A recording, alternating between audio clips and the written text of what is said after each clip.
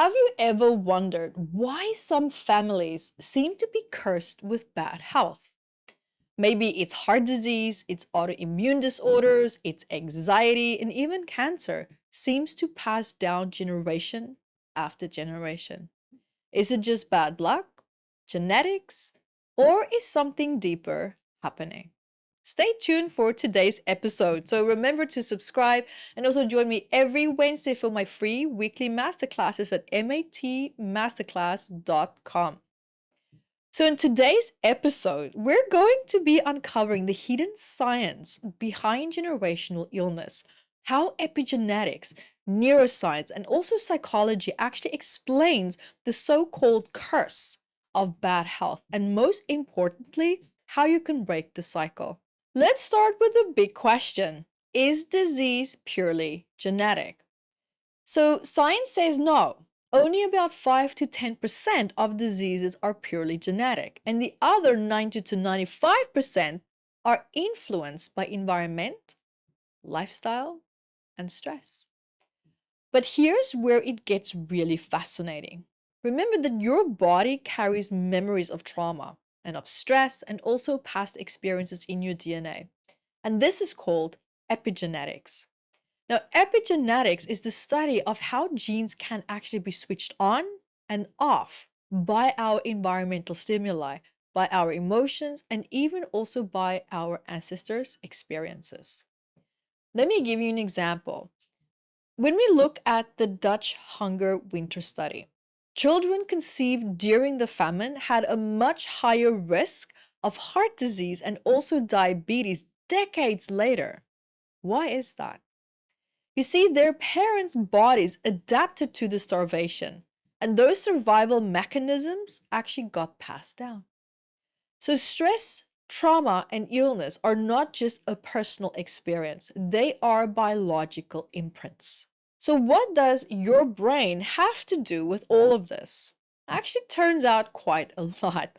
So, when your ancestors experienced chronic stress, poverty, war, abuse, or loss, those stress patterns actually got wired into their nervous system.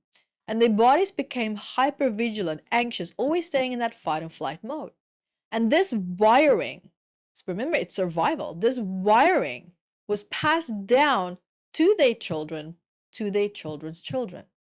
And your brain develops based on your early experiences. So if you grew up in an environment with stress and illness or emotional, stress, right, was normal, your brain's literally wired itself to expect danger.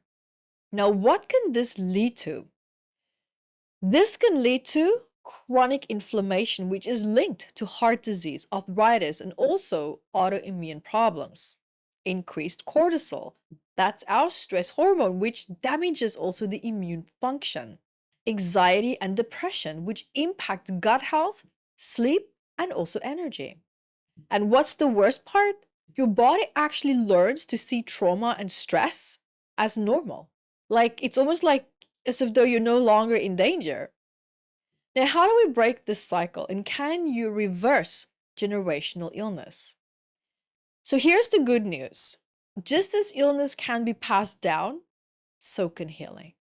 And studies actually show that epigenetic markers can be reversed. Now, what that means is that the effects of stress and trauma and illness can be undone. But how? And the way we can do that is by reprogramming our brain, our body, and also our lifestyle. The way that we can start to break the cycle is to start to heal the nervous system because the body is stuck in stress mode and it can't heal. You can do deep breathing, you can do cold therapy, you can do a lot of grounding work, you can do meditation, whatever approach you feel that would work best for you. And another factor that helped me tremendously was actually to change my diet, to really focus on my gut health. Because did you know that your gut bacteria can be inherited as well? Right? Yes, it can. So if your ancestors ate, for example, nutrient poor diets, their gut microbiome changed. And those changes can be passed down to you. But you can reset your gut with fermented foods like kimchi, yoga, yogurt, and sauerkraut.